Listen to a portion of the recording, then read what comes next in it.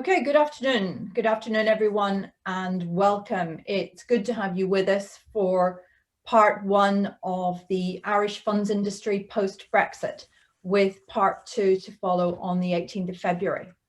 And please do keep an eye out for any invitations or mailers from us, and also details of that in social media. I'm Karina Vaughan, CEO of Catalina Consulting, working with leaders of technology-led companies to support business expansion, sustainable supply chain development, and ESG program management. We have partnered with IFI Global for this e-seminar and look forward to hearing from CEO Simon Osborne and from our excellent panel. We are grateful to Andy O'Callaghan and his team at PwC Ireland for their kind support. And Andy will join us for part two of this series on the 18th. Sincere thanks to Jenny Santiago Young and the Invest Northern Ireland team, a key sponsor of this seminar. For those of you who don't know InvestNI, it's the region's economic development agency and charged with growing the local economy by helping new and existing businesses to compete internationally and by attracting new inward investment to the region. It's also great to have our friends from Enterprise Ireland, FundRex, and Gather 360 in the audience today. So if you'd like to ask a question or make a comment, please don't wait until the end. We will try to get to as many of them as possible during the discussion.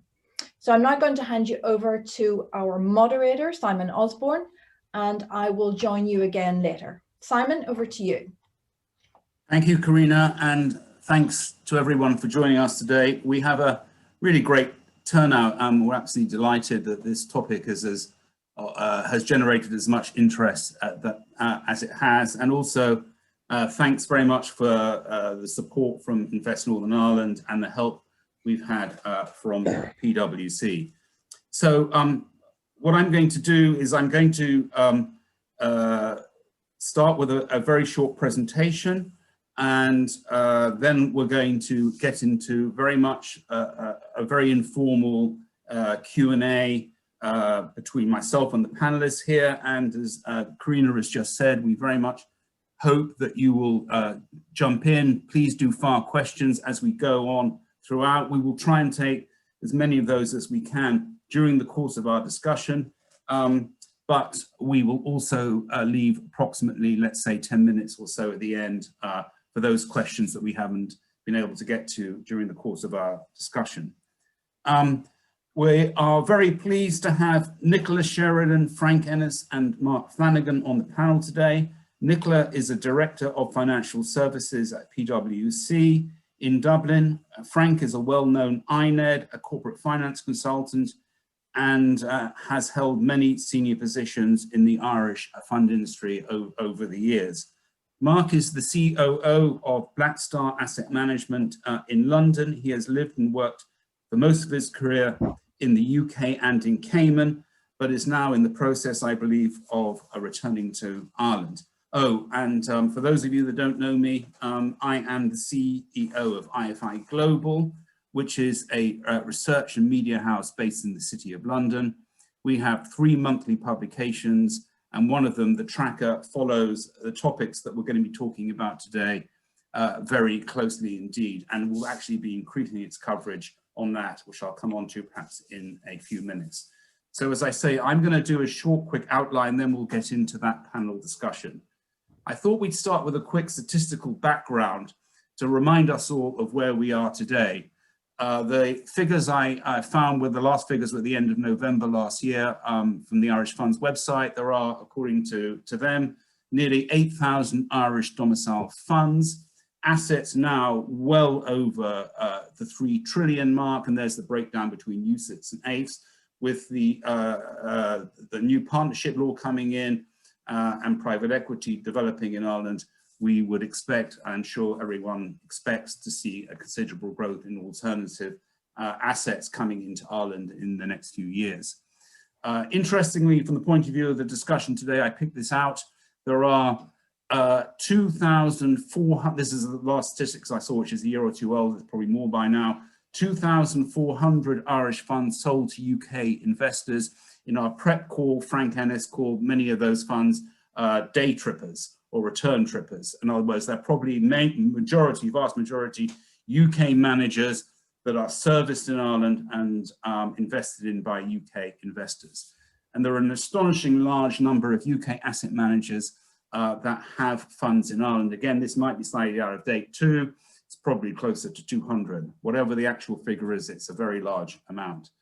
So the point of making, bringing those statistics up is really to remind us all as we get into this discussion of the incredibly strong Irish-UK connection that developed whilst we in the UK were part of the what's now known as the European Union. I'm sadly for me old enough to remember when the whole Irish fund industry got started. I'm half Irish, so I was going over to Ireland on a very regular basis to see my family, and to my utter amazement, with people at the end of the 1980s were talking about building up a financial services centre in Dublin, and here we are today with the figures I've just quoted. And I knew the people in London, Morgan Grenfell and Barings, I believe I'm right in saying, I stand to be corrected, were the very first managers to set up in Ireland. Some people thought they were mad, they should have been going to Luxembourg, but they chose Ireland. The reason they chose Ireland because they thought that UK managers needed an Anglo-Saxon alternative to Luxembourg. And it's also worth making the point in passing that many alternative managers picked Ireland for their fund administration. As we all know, a lot of those funds are domiciled in places like Cayman and various other offshore jurisdictions, but Ireland became the fund servicing centre for many of those funds, which was another important connection between Ireland and the UK. So now, that's all in the past. We're here to talk about the future. So the big question of today is, will the very strong Irish-UK connection be put at risk by Brexit? Now here I'm going to disagree with those of you that participated in the poll. We have a two-part poll. We'll come on and talk about the second part perhaps later, because the second part is going to be reserved for the discussion in 2 weeks' time. But the first part, we asked people whether or not the UK's departure from the EU was a net positive or a net negative for the Irish fund industry. All those that participated in the poll said they thought it was a net positive. Well, I am going to suggest, not definitely, but possibly, probably, that may not be correct. Unless, of course, the UK and the EU develop a more harmonious relationship than appears to be the case, particularly based upon the extraordinary events of late last week and other matters too. And here's why. The first item on this slide, no equivalence agreement between the EU and the UK. There was a very good webcast put on by PwC London yesterday, and somebody said on that, why would the EU want to grant the UK equivalence when they're trying to build up their own capital markets union? I do see regulatory divergence happening. Rishi Sunak, our Chancellor, has identified several areas that there is going to be divergence in already, and there will doubtless be many more. The first concrete example of that is in ESG regulation. We did an e-event on that just a couple of weeks ago. Something we will be getting into in a lot more detail later is the distribution situation and whether there will be changes to the distribution arrangements. There is a directive, I think, in the spring coming out from the EU on distribution, so I'll save comments on that for the panel. Absolutely, we'll be getting into the whole very thorny question of portfolio management delegation and whether that will be curtailed, at least for European funds, with a UK headquartered manager. And there is, of course, the ever-growing and endless requirements for yet more substance. Many of you will have seen the CBI's review of CP86 last autumn and what they're demanding in terms of staffing in Ireland. So there's this ever ratcheting up of the substance, which is becoming a very, very different industry in Ireland. from where it was 20 or even 10 years ago. So for the panel, these are the kind of topics we're going to be getting into, and others. I just thought I'd put these out there as we get into the panel discussion. Has Ireland got the capability and the capacity to add on additional responsibilities, such as in portfolio management, if that is required? And I think there will be changes to portfolio management, which we're about to discuss. And will potentially the Irish and the UK fund industries continue to complement each other, or might they even become competitive? There is talk, as some of you may be aware, of perhaps using one of these new centres that have been developed in the UK for an international fund centre, something equivalent to what the original one was in Dublin. So that could happen. If Paris and or Frankfurt are to become the EU's capital market and investment management centres, would this impact Ireland? This comes back to the fact that Europe is really the only region in the world without a major capital and investment management centre. They don't have anything in the EU to compare with New York, Hong Kong, Tokyo, or London, and they absolutely do not want to be dependent upon the UK. That's, I think, very clear. And perhaps a more specific question, which we'll be getting into as well, is whether the Irish and indeed Luxembourg-based Mancos will become responsible for distribution and portfolio management, in maybe taking on roles in the same way as they currently do in terms of risk oversight. So quickly, just before we get into the panel, I just want to mention, as I say, we have 3 publications, the tracker being one of those 3. We are really going to be focusing upon the kind of things we're talking about today in great detail in the tracker. Well, apart from the news every month, there are sections that will cover the developing UK and Ireland post Brexit relationship, and that starts this month. In March, by the way, we do the equivalent for the Luxembourg-UK relationship post-Brexit. And for our subscribers, we're going to be having forums with managers from London and maybe Edinburgh with the industry in, say, Ireland, to just discuss these things through. Because I'm afraid, ladies and gentlemen, as was said yesterday on the PwC webcast, Brexit has really only just begun. It's not over, it's really hardly even started. We've got so many more funds and gains coming in the next few years. There's going to be so many different changes. So we hope to create the forum to allow everyone to discuss what they're going to do in reaction to that. So that's enough by way of introduction from me. Let me stop sharing my screen and bring in the panel. Fantastic, there they are. I'm going to ask them all quickly to react in a sort of quick overall comment to what I've just said, and then we'll get into the questions. And at this stage, I want to repeat, you're very welcome, indeed encouraged, to file questions in as we go along. So Nicola, can I come to you first for what do you think will stay the same, what will be different, what are the big overall situation from your point of view?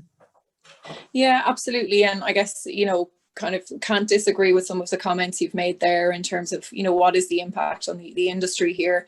I guess in the last number of years, we've definitely had a lot of benefits. We've had so many new management companies set up here. We've had a lot of people, you know, become employed in the sector, and that's been really positive. But certainly some things to keep an eye on from, you know, the perspective of where things go longer term. What is the UK's role in the broader market going forward? What does that mean in terms of UK domiciled products, etc.? I think what doesn't change is, you know, Ireland is still a really, really strong player in the market from a product perspective, and making sure that we have, you know, the right product set to attract as much international investment through Ireland as possible. You know, we've recently, as you said, reformed the ILP legislation, and big opportunities there, I guess, in the private asset and private equity space. So that's, you know, that's going to be a key focus for the next couple of years. You know, we're a centre of excellence for ETFs. We're trying to make sure from an ESG perspective that we're, you know, at the front of the pack. And from an asset servicing perspective, we've obviously got, you know, masses of talent there. But I think, you know, you've kind of, you know, you've equally rightly tagged some of the challenges that we will have from a resourcing perspective. And I know we will come into that when we talk about distribution and you know, portfolio management and all of that. So I guess that's my kind of overall view of where we're at and where we're going. Thank you very much. And Mark, can I come to you for the same thing? Well, when broadly speaking, and there are always nuances, I mean, if you have an EU fund, you need an EU AIFM, and UK no longer is classified as an EU AIFM. So fundamentally speaking, you're potentially in a situation where you've got effectively two managers running a fund. One is going to have to be based in the EU, and the other is going to have to be based in the UK if that's what you're doing, particularly if you're outsourcing it. So it is an issue. Obviously, the distribution is an issue as well. Something like this again it's a bit of a game changer for. In some ways, it's a game changer. It'll affect mainly probably smaller managers, medium-sized managers. But at the same time, on the flip side of it, giving the amount we're outsourcing now, it just means that instead of possibly outsourcing to what you might have as a UK AIFM, you might have to outsource it to an EU AIFM. So, okay, and same question to you, Frank. But I'd agree with the other two speak, and yourself, Simon. I think the one certainty we have in a time of uncertainty is that there will be change, and that change is going to come. And I think the direction of that change, maybe, I think, yeah, the regulators are going to have an impact on that. We'll probably talk about that. But I think it's also important to look at the practicality. And I think you used some statistics there, Simon, but there's $12 trillion managed in the UK at the moment. But of that 12 trillion, 62% of it is managed on behalf of non-UK entities. And in that, specific to what we're going to talk about today, it's also interesting to note that 2.6 trillion, or 21%, is actually managed on behalf of non-UK funds. And of that, 75% is managed on behalf of Luxembourg and Irish funds. So the key question there in terms of change is, given what Mark has indicated there, while you may change the regulation, the logistical factors in a post-COVID world is who is going to manage those funds, those assets going forward. I put that into context too, so we have a bit of scale to give us relativity as we're talking, that while Brexit, and there was a very good comment made yesterday on the PwC website by James Stewart, and he said, you know, if the change was going to be managed on a technical basis, I know where it's going. But if it's managed based on political influences, that's a different matter, and that'll create different challenges. And put that into context for you, there are actually 150,000 people in the UK working in the asset management industry. If 62% of them are engaged, that's 93,000 are engaged in managing non-UK money. How many of those 93,000 are going to move to Dublin and Luxembourg? Well, since you raised that, let's go straight into what you've just brought up. Rather than, I was going to bring that up a little bit later, but let's bring that straight to the fore right now. With a sort of the follow-up question is: do you think that there will be changes to portfolio management delegation? Again, referring back to the webcast that was yesterday, and as we all know, it's part of the AIFMD review, is whether there will be changes to portfolio management delegation. Just quickly, for those of you that aren't that close to this subject, this discussion's been going on now almost since the referendum result back in 2016.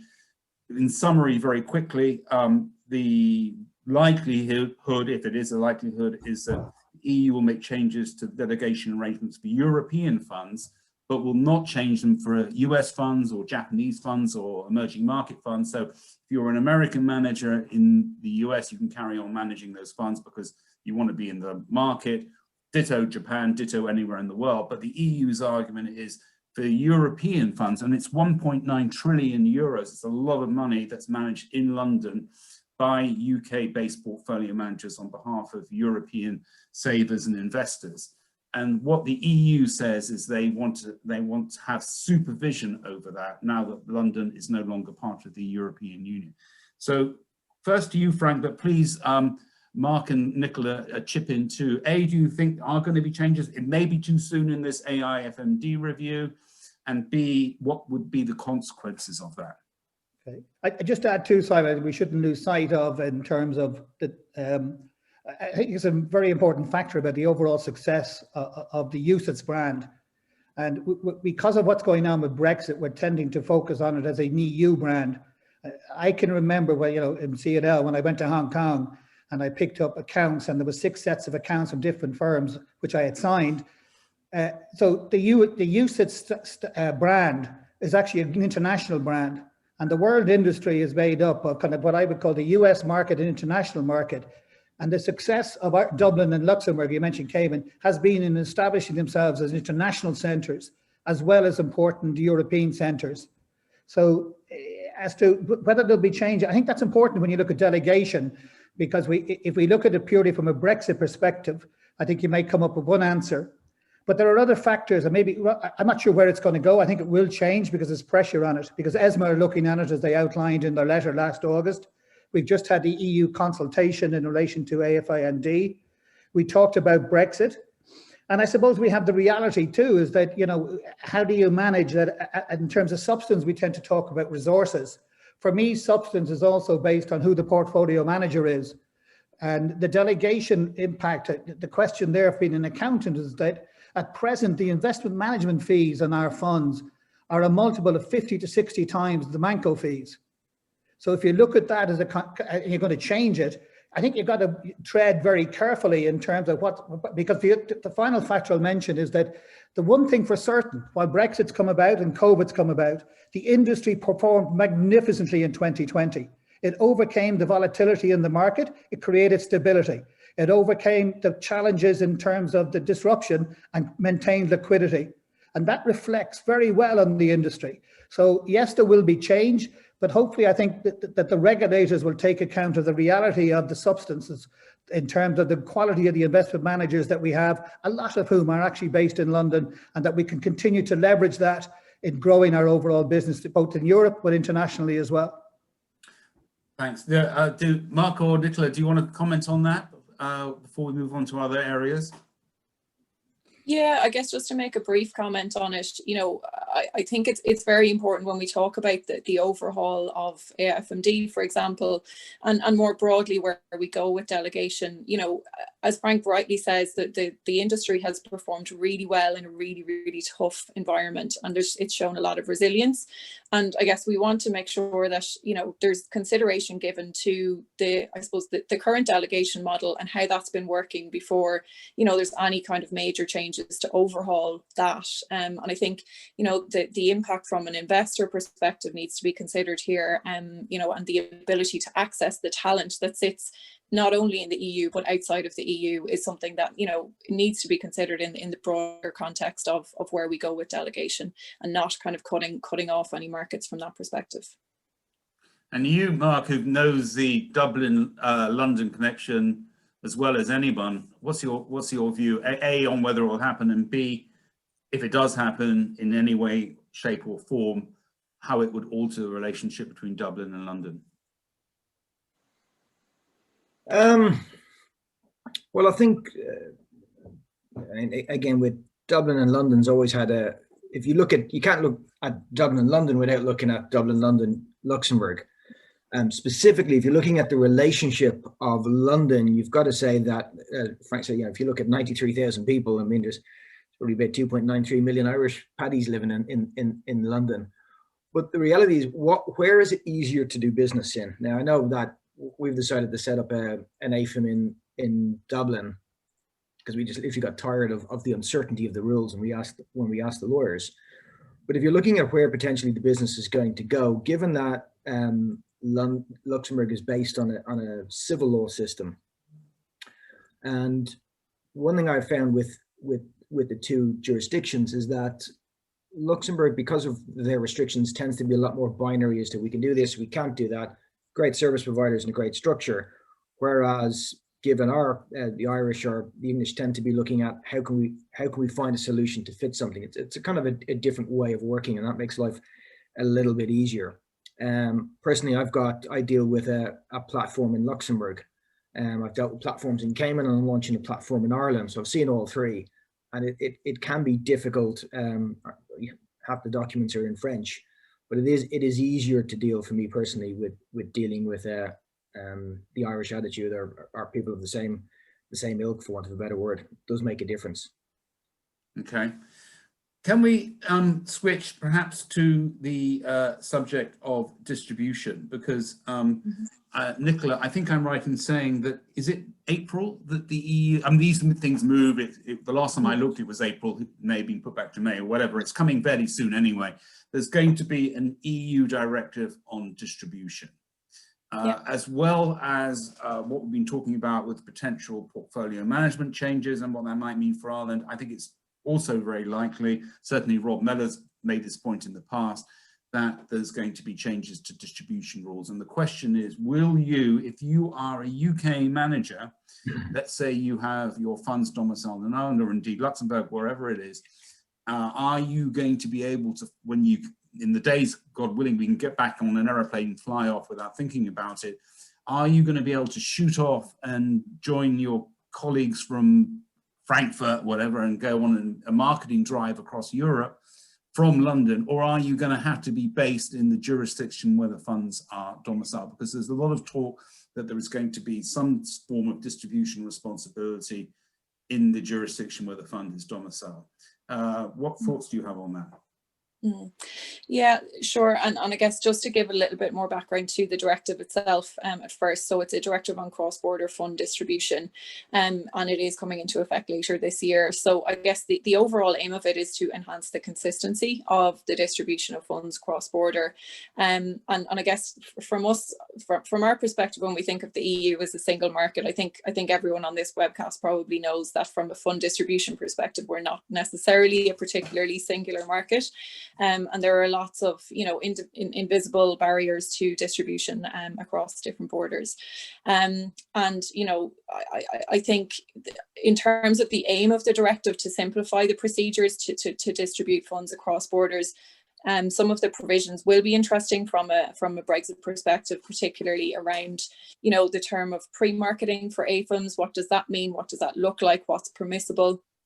And then more broadly speaking, I suppose the directive is aiming to increase the transparency on the requirements and also the charges in local markets as you distribute your product across Europe, and having more consistency in how those charges are calculated. So I guess that's the kind of backdrop that we're talking about here. And I think, from an Irish funds perspective, we want to make sure that the opportunity to passport, to market across multiple jurisdictions is absolutely maximised. So, it can only really be a good thing when you're enhancing the transparency and the consistency there. But, as you rightly say, Simon, this is the conversations that I've been having over the last couple of years. Okay, people are focused on the broader European market, but Brexit and the impact of that from a fund distribution perspective is absolutely front and centre. And not only in terms of the ability to distribute EU funds into the UK, but as you say, those kind of staff that would have sat in the UK historically and done the distribution function from there, or, gotten on a plane and travelled to other EU jurisdictions. What happens with all of that? What does that look like going forward?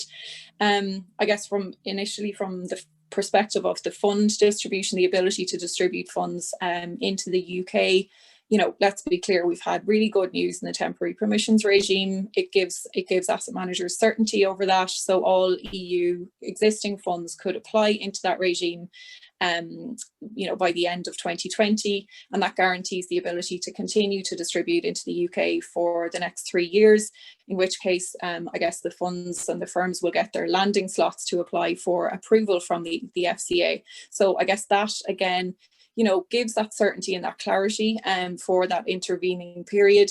I think what would be really interesting and what's important for all asset managers to watch around that is where, what does that FCA approval process end up looking like? Do we end up seeing EU funds subject to similar requirements as UK funds currently are? I think one example of where that might play out is in the value for money provisions. Does that, is that something that we start to see EU funds be required to kind of, fall within if they want to distribute into the UK? I guess just keeping a watching brief on where the FCA is going to go from that regard. But definitely the certainty is positive. And then in terms of, I suppose, the actual, as you say, the distribution and the marketing of products across Europe, We've seen firms looking at different options here, and we've seen, you know, an array of different solutions really have come to the fore. So we've seen some using secondment arrangements whereby people from the UK firm would be seconded to the EU AIFM or management company with the MiFID permissions. We've seen, you know, examples of where people have looked at chaperoning UK sales teams by, you know, someone who's employed by your EU entity, or, you know, in fact, a third-party management company. We've seen reliance on tied agents, or some of the reliance on NPPR regimes where that's available. So it's definitely not been a one-size-fits-all, and I don't think that it will be going into the future. And, you know, also, what is the remote working situation? How does that play into all of this? You know, we've got increased flexibility from employers in terms of where people are likely, you know, are able to do their work from. But what does that mean from a regulatory perspective? What does that mean from a tax perspective? All of that needs to play out. So I think in terms of where we're seeing things kind of play out now, that we are actually in the post-Brexit world that we've all thought about and talked about for so many years, you know, it's now that the rubber is really hitting the road. And I think in some of the operating models that have been put in place, it's really now being tested in practice to see, I guess, what that looks like going forward. We have a question on this very topic, so I'm going to read it out now. So anyone, please do pick it up. Is it not more likely that the distribution folks covering EU distribution from London will move to the EU markets where the investors are based, seeing lots of EU branches of Irish Mancos and AIFMs being established? Any comments on that? Well, I mean, we had, I mean, who wants to move? I mean, we had when I worked with AXA, we had a lot of French working with us, and they didn't even want to go back to Paris. So that is one solution. But you know, what's the likelihood of getting people to move back, and then you are even recruiting people locally? So yes, that is a solution, but it's not that simple, particularly if you've got a small manager. What I would say is that if I can, I'll be honest here, if I speak from my own experiences, the question here is really, you know, we talk about change, and every year we're on a new panel, or I'm at a panel I'm listening to, or I'm talking about change and what's going to happen. And the reality is there's always change. One thing is for sure is that we don't know what's going to happen. You know, they've been 4 years getting to the point that we'll leave, finding a solution to that, good, you know, God knows when. So the question is really, one question is, what's the best way to future-proof your business? And that's the way you've got to look at it. And I've found that the problem I have is that you can't just talk about distribution, because if you talk about distribution, you have to talk about who you're selling it. You then also, in the same context, have to talk about where does the portfolio and the risk management sit, and how does that tie in. You then obviously have to look at is where your AIFM's based, if it's UK, if it's non-UK, and then you have to look and say, is it kind of a full scope, or is it a sub-scope, a small threshold? So there's actually a lot of variables to consider. So you can't just look at distribution and say, we'll do that and we'll fit it in. You have to look at everything. And to give you an indication of how easy or complex this is, I asked 6 different lawyers the same question, and I can tell you I got 5 different answers. And when I worked it out, it was every possible solution and variation came out. And these were from the lawyers. And this is a question I asked literally 8 weeks ago. And I just came to the conclusion that, you know what, I'm sick and tired of trying to figure it out being a kind of a smallish manager. I just, you know what, we'll create an Irish fund structure. We'll create an Irish AIFM. We'll get a few people to come in with us, and we'll share the costs, and bang, we're future-proof. That's it. Specifically with regards to distribution, if you want to sell to the EU, you need an EU base. That's simple from what I can see. Now, you can go down the MPPR rule. So there's one is the solution is yes, to have people based in the jurisdiction, but then again, you know, they have to be regulated in that jurisdiction, and it's also expensive. You could go through the AIFM, which is what Nicola was saying, is that, and you can sell through the AIFM, but this is the catch. Not every AIFM will do that service for you. Some will say, yes, we'll do the portfolio risk, but we're not going to be involved in the distribution. And then where do you sit? So all of a sudden you've made an appointment and it's backfired. What you need to ensure is that the AIFM will work with you to have, as Nicola said, some sort of secondment agreement. That means there will be a few extra checks and balances. But the problem is with this, and this is where it got scary for us. You have to ask, there's multiple questions to ask. And if you get any one of those wrong, you're potentially in a world of pain. And that's really the biggest risk what I see. That's a good point. Now, there's been a couple more comments on this. I want to move off. We've got many other things to get on to other than distribution. But I'm going to quickly read these comments out, and then we might move on to another area. And Frank, you may want to comment on this. Let me just read the relevant ones out. There is a difference between moving jobs and moving people and their families. And there's another one here that says the common travel area between the UK and Ireland. That's a very good point. The common travel area still exists, thank God, particularly for someone with Irish and British connections like me. The common travel area creates a huge opportunity to cooperate and work together for mutual benefit. So there's a couple of more comments on that. Oh, sorry, another one's just come in as I'm talking. Let me just read this out too. I do want to go on to other subjects in distribution. Have organizations explored the possibility of staff being employed by multiple entities in multiple jurisdictions as one solution to the requirement to do cross-border business? There are obvious tax and employment permit issues, but would this work for some key functions? Anyone want to take those comments and questions?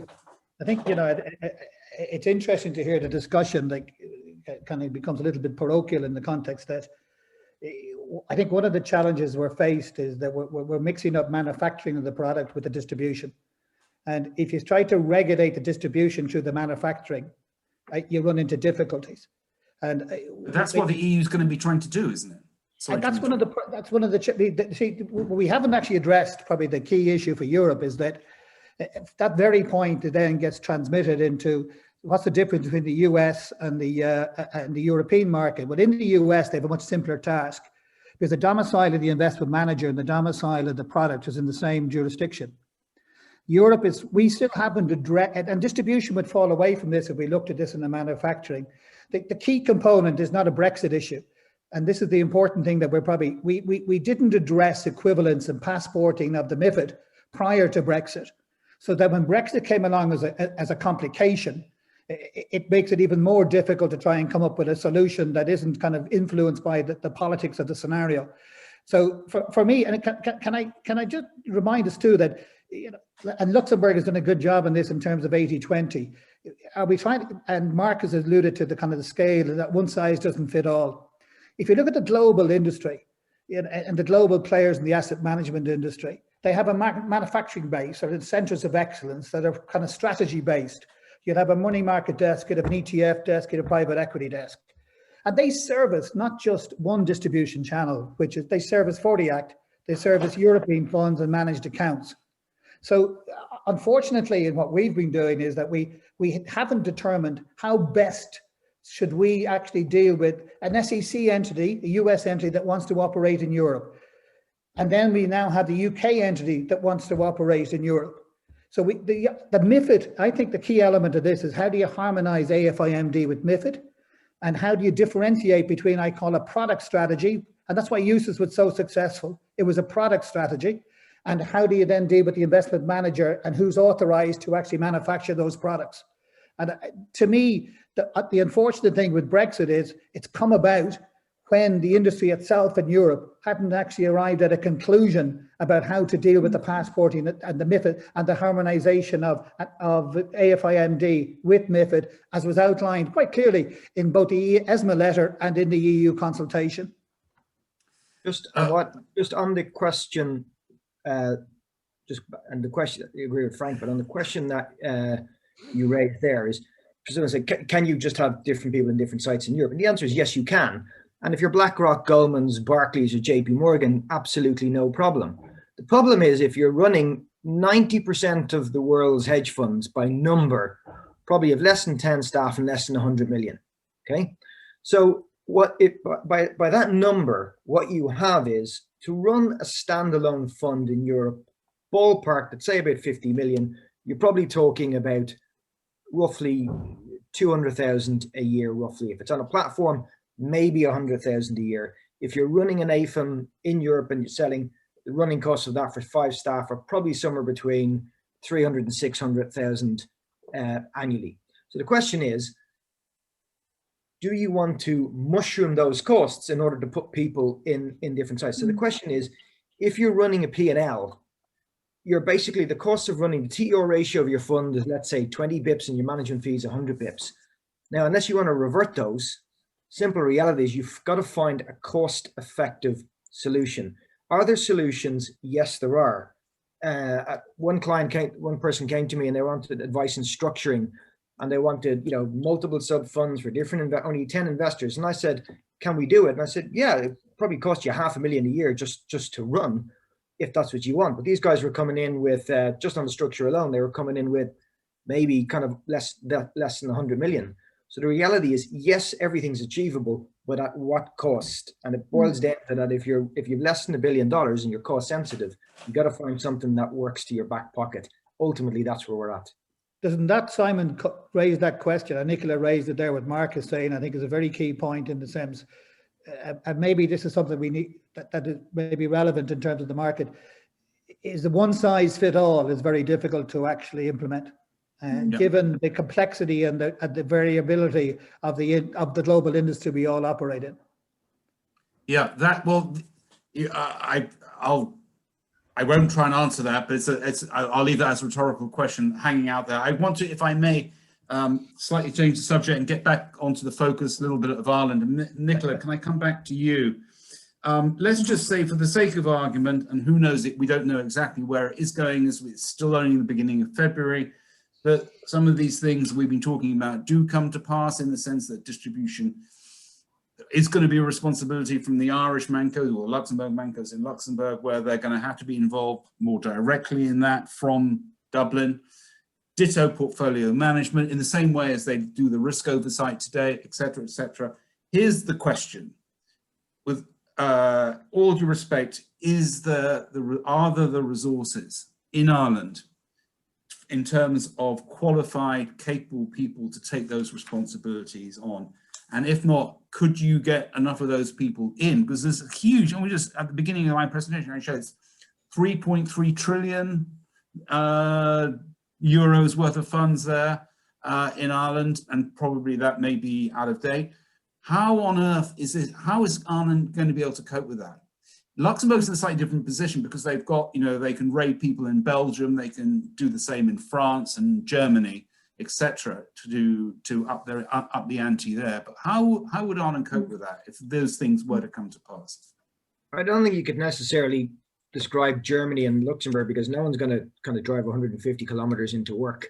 You still have to be able to access, so unless they change their rules as to where you sit in Luxembourg. And bear in mind, remember, you can sit anywhere in the EU.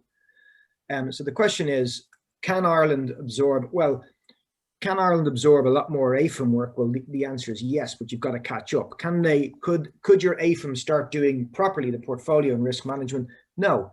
And Europe, if you got every country involved, they couldn't do it, because we mentioned this, the intellectual capital in London is nowhere near anywhere else it is.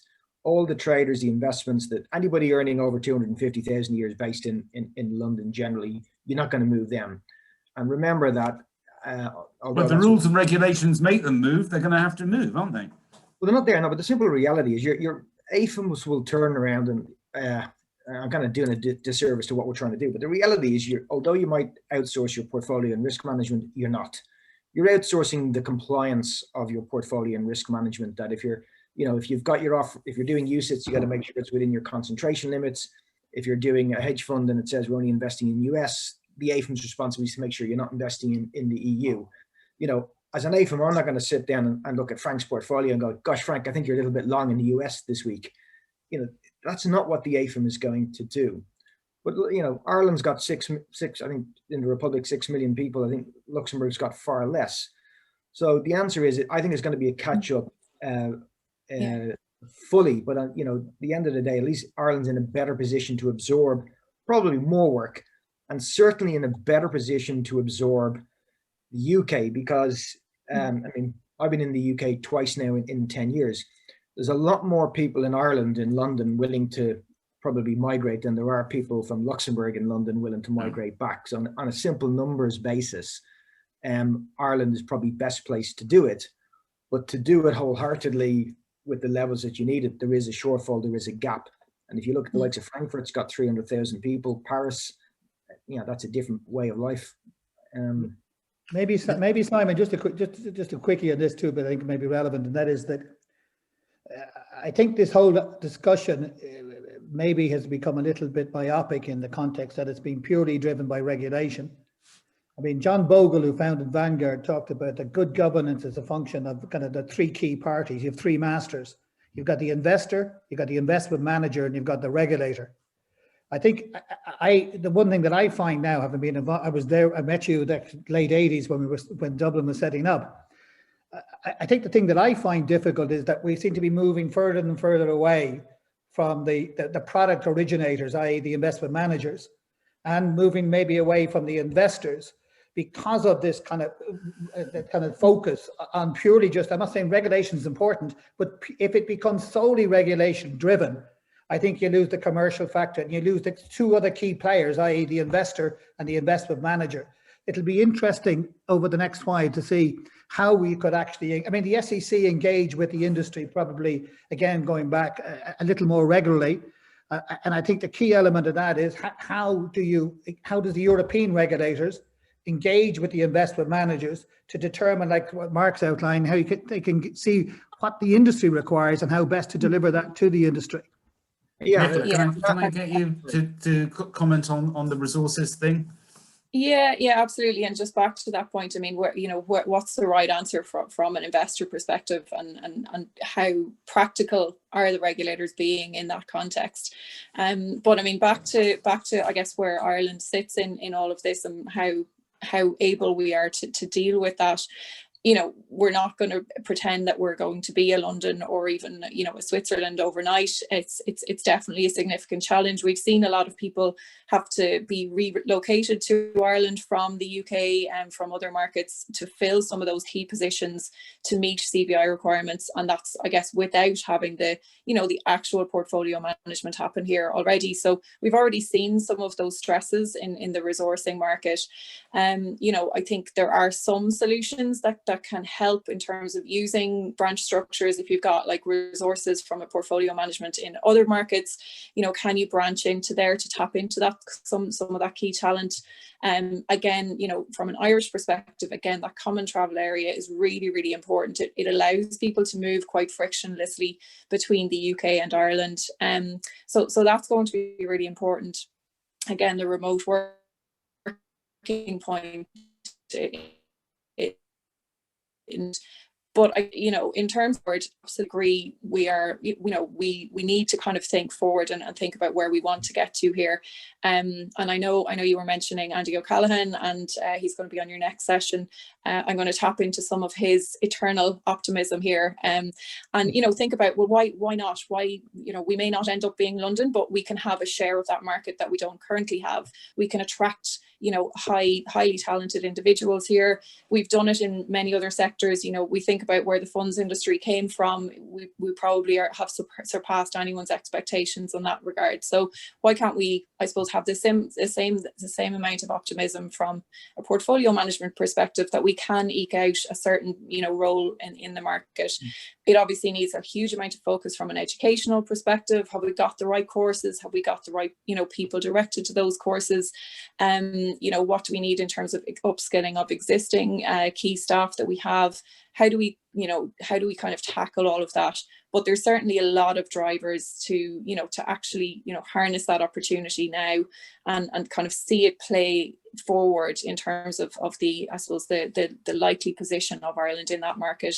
It may be further down the line depending on where the regulators go, but why not? And why wouldn't we, I suppose, put our best foot forward there?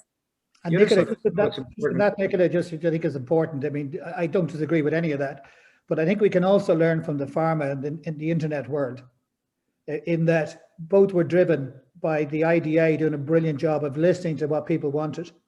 And I think the key proof, I think in terms of the portfolio management side, go back to what I said a minute ago, I think the key component is to validate with the large global players what their requirement is relative to portfolio management that they could see being sourced or being based in Ireland. to kind of add to kind of maybe the regulatory to verify it with the because they're the guys that are employing 80% of what we're talking about, and it doesn't fit into their model. And we've seen this. Inward investment has proven this. If you provide what the key players require, they'll come. I'm going to jump in. I'm going to jump in at this stage. Just briefly, very briefly, is always remember that what you got to prove is you don't have to move the entire business in. You just have to provide substance. You can still run. You can still have 10, 30 people sitting in London. You just have to have enough substance in the EU, and it can be over several EU countries. And very briefly, there is going to be a lag, as Nicholas said, in getting good people, but that's going to be everywhere. I'm going to jump in because we've only got, sadly, 9 minutes left. There's a lot of questions on this list we haven't got to. Karina, do you want to come back in? Because there's a lot of questions I can see on the Q&A we haven't got to. Perhaps quickly, whilst we go to Karina, do you want to have a short, pithy comment on, we haven't really touched upon Mancos. Maybe we should say that more for the second session now, how the Manco model could evolve given all that we've talking about. Do you want to have a quick comment on that before we go to Karina, Mark? Or is there anything, or do you want to, should we say that for another day? So what's the question, sorry? The question, how will Manco model develop given all that we've been talking about in Ireland? If you can do a short answer to that. Briefly, I don't think, I think when you talk about Manco, you're talking about outsourcing. And you got to put the two of them together. And I think, look, the world's just gone to outsourcing. It'll continue to go to outsourcing. When you look at even if you're ignoring the cost, the expertise involved in doing so many different things in the business, it's just impossible to hire one person that will know it all or even do a good job. So I think the fact is people want to outsource and people want to invest and trade. And most what CIOs and PMs want to do is to be left alone and to trade and to do that. Again, but just briefly coming back to the distribution side of it, I mean, most of Europe outside of UCITS tends to sell to their own countries. And if you're looking at the alternative space, you're really looking at London is the biggest investor, followed probably by Switzerland. Both are out of the EU. And after that, maybe you've got France and some big institutions. Okay. Sorry, let me pass this on to Karina, because you can maybe take up questions we've got in and others you may have there and so on. Yeah, there's a couple of interesting and I think quite important questions coming in. So one of them playing a little bit into some of what we're going to be discussing on the 18th. So thinking about Nicola's comments on the optimistic future for the Irish funds industry, is there a role for Northern Ireland in providing resources to support the Irish funds industry's future growth? Yeah, it's definitely an interesting concept, and yeah, far be it from me to comment on where we're likely to be from a an all Ireland approach to anything at this point, and what I suppose the kind of the trade agreement will mean longer term between on cross border provision of services or goods.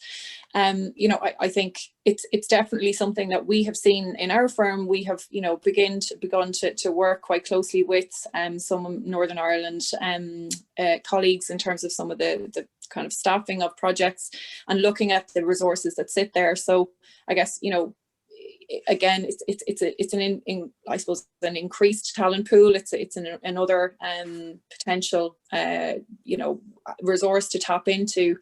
I guess what it means from a regulatory perspective, again, we're not there yet. We don't know what that looks like. If it's part of the UK, then is it giving us a different answer than I suppose the London Dublin connection? But again, it's definitely something to keep an eye on. Anyone else want to have a go at that? Well, probably bluntly, I would say yes and no.